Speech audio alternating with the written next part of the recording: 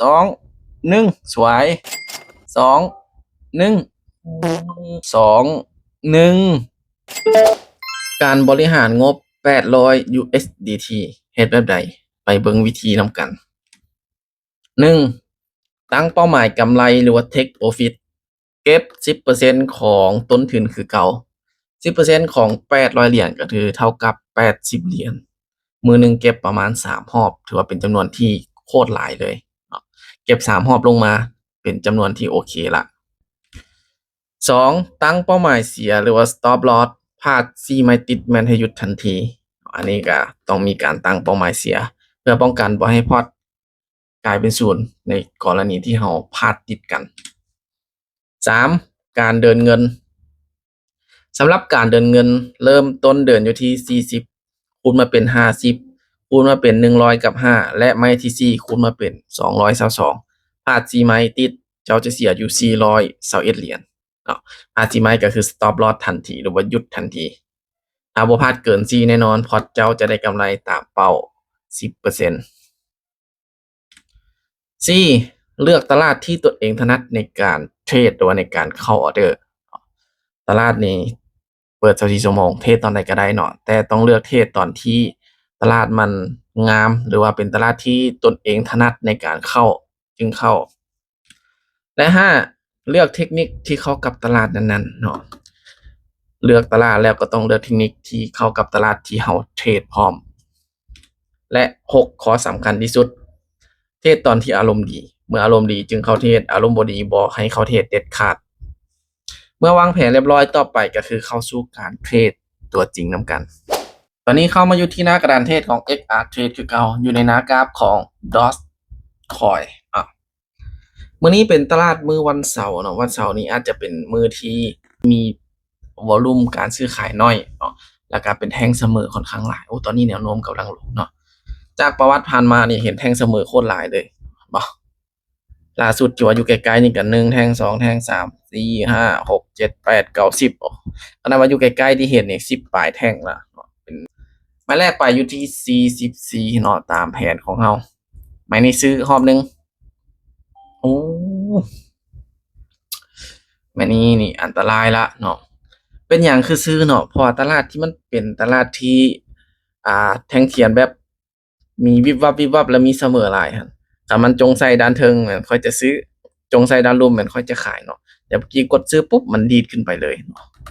มาลุ้นเอากันไว้แรกเนาะไม่แรกนี้น่าจะพลาดละโอ้ถือว่าออเดอร์แรกแหกมานไปเลยมาโอเคถือว่าออเดอร์แรกพลาดไปโอ้แท่งนี้บ่มีวอลลุ่มเข้ามาเลยโอเคมานี่ค่อยจะขายไปนี่เนาะตอนนี้แนวโน้มลงค่อยจะขายเนาะเมื่อกี้สาเหตุที่ค่อยซื้อก็คือมันเป็นแท่งเสมอแล้วมีไส้ด้านเทิงเนาะค่อยคิดว่ามันน่าจะขึ้นไปปิดด้านเทิงแต่บังเอิญกดปุ๊บมันดีดขึ้นไปซ้ำเนาะก็ลงมาซ้ำมาลุ้นกันออเดอร์ที่2เนาะแล้วก็เป็นออเดอร์คูณเงินไม้แรกกดขายไปลงมาลูกลงมา3 2 1สวยโอ้ดีดขึ้นดีดลงเนาะเกือบเสมอเนาะมาเมื่อวินแล้ววันนี้ค่อยจะกลับมาเดินอยู่ที่44เหรียญคือเก่าเดินตามแผนของเรานิ่งๆแบบนี้มาจัดขายเลยนิ่งๆแบบนี้จัดขายเลยเนาะมันปิดเพียงกับแท่งนี้เนาะมีโอกาสลงมาแท่งนี้เอามาลุ้นกันว่าจะเป็นไปตามที่ค่อยวิเคราะห์บ่เพราะแนวโน้มโดยรวมก็ลงอยู่เดี๋ยวมาลุ้นกันว่าจะสามารถปิดเป็นแดงได้หรือบ่5 4 3 2 1โอเคสวยงามโอ้ถือว่าปิดแดงมาค่อนข้างหลายออเดอร์เนาะ1 2 3 4 5 6 7ออเดอร์ติดละโอ้7ออเดอร์ติดละปิดแดง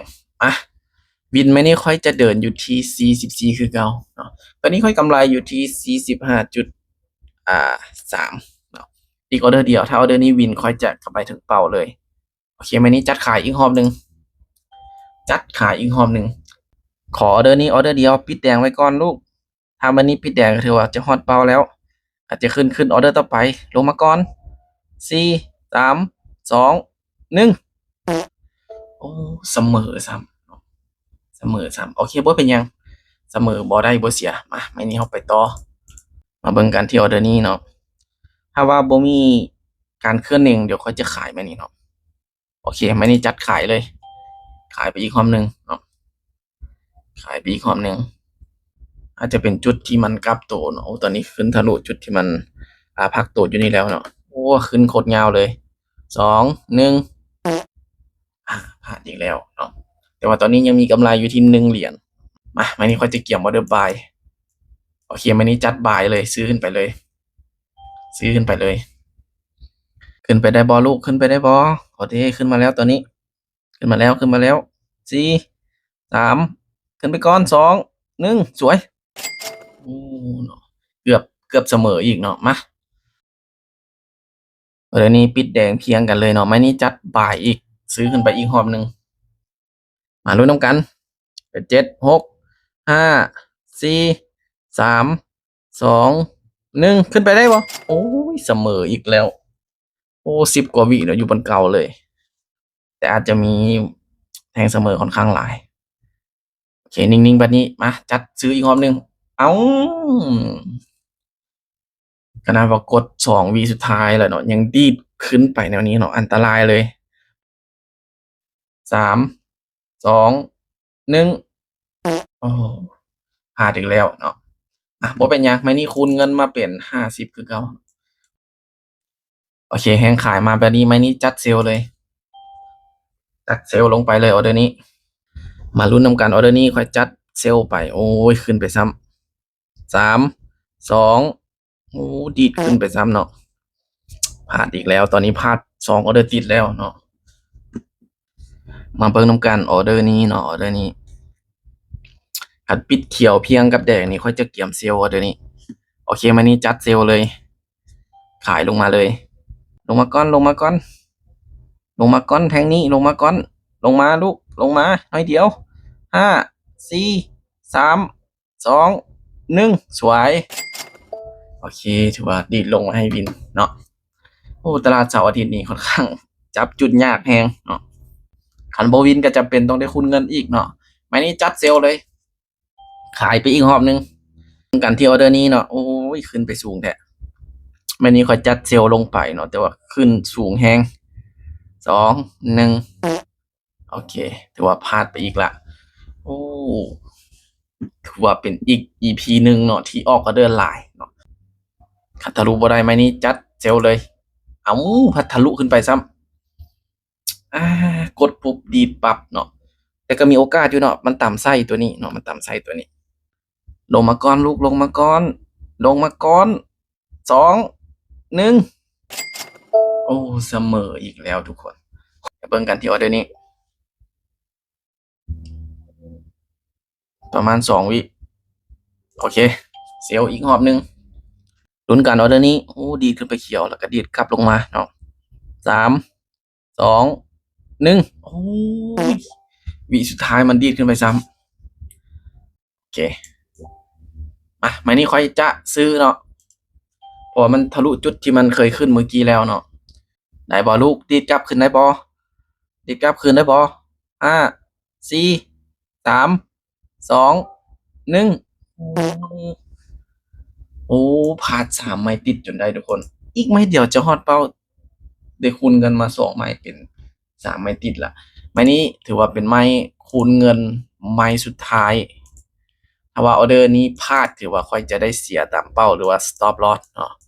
คันไม้นี้วินเราจะได้ไปต่อมาคันมันปิดไส้เต็มๆค่อยจะซื้อเนาะคันเป็นแนวนี้นี่จงใส่ไว้ด้านลุ่มเนาะโอเคไม้นี้ขายไม้นี้ขายลงมาเลยลงมาลูกลงมาลงมาลงมาได้บ่ดีดลงมาได้บ่ดีดลงมาได้บ่3 2 1สวยโอ้เนาะลุ้นเป็นลุ้นเนาะทุกคนลุ้นเป็นลุ้นได้มื้อนี้จะไปอยู่ที่44คือเก่าเนาะวินเพื่อถึงเป้าคือเก่าเสียได้คูณเงินคือเก่าเนาะถือว่า EP นี้เป็น EP ที่ออกออเดอร์หลายที่สุดแล้วเนาะโอเควันนี้จัดบ่ายเลยเนาะแฮงซื้อมาหลายขนาดนี้จัดซื้อขึ้นไปเลยถ้าเสียก็จะได้คูณไปอีกได้บ่3 2 1ขึ้นไปได้บ่โอ้ยบ่ได้โอ้16ออเดอร์เรียบร้อยมาเบิกออเดอร์นี้โอเคมื้อนี้ค่อยจะซื้ออีกรอบหนึ่งซื้อขึ้นไปอีกรอบหนึ่ง มาลุ้นนำกันว่าจะสามารถปิดให้ค่อยได้หรือบ่5 4 3 2 1โอ้ยยังกลับมาเสมออีกเนาะโอ้โหตลาดไซด์เวย์ที่ขี้เหร่เลยโอเคมื้อนี้จัดซื้ออีกรอบหนึ่งจัดซื้อขึ้นอีกรอบหนึ่งตอนนี้นี่ลงมาแล้ว ขึ้นไปได้บ่ลูกขึ้นไปได้บ่ขึ้นไปได้บ่ขึ้นไปได้บ่หน่อยหนึ่งสวยโอ้ยบ่ได้ซ้ำเมื่อกี้ดีดขึ้นไปเขียวหน่อยหนึ่งแล้วแต่ก็กลับลงมาคือเก่ามาเอาเดี๋ยวนี้โอเคโอ้กดเซลล์พัดดีดลงมาซ้ำ6 5 4 3 2 1อ่าสวยงามสวยงามโอ้เป็น EP ที่ออกเดินหลายที่สุดเลยแต่ว่ายังบ่ทันฮอดเป้าเนาะมามื้อนี้ไปอยู่ที่45คือเก่าโอเคมื้อนี้จัดเซลล์อีกรอบหนึ่งขาลูกลงมาให้แน่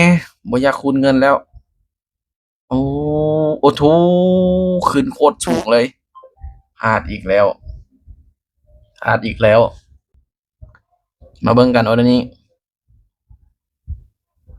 โอเคมื้อนี้ขายลงมาเลยเนาะมื้อนี้ขายลงมาเลย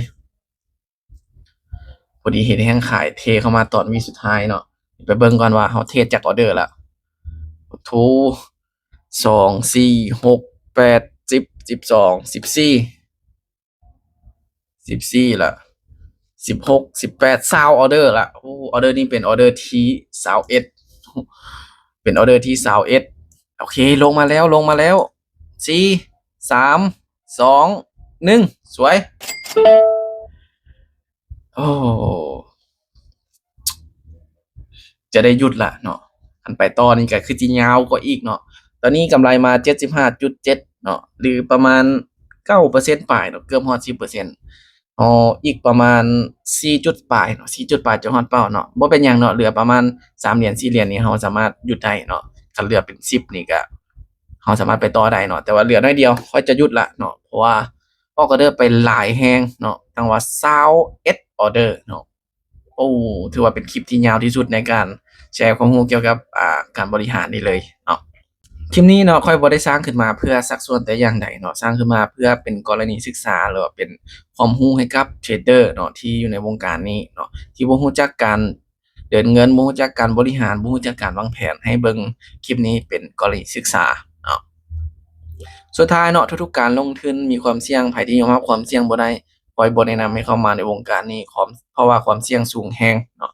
มันสามารถเปลี่ยนเงินของเจ้าให้กลายเป็นศูนย์ภายในพริบตาได้ และก็สามารถเฮ็ดให้เงินของเจ้าทวีคูณขึ้นได้เนาะศึกษาให้ดีๆก่อนลงทุนสำหรับคลิปนี้บ๊ายบาย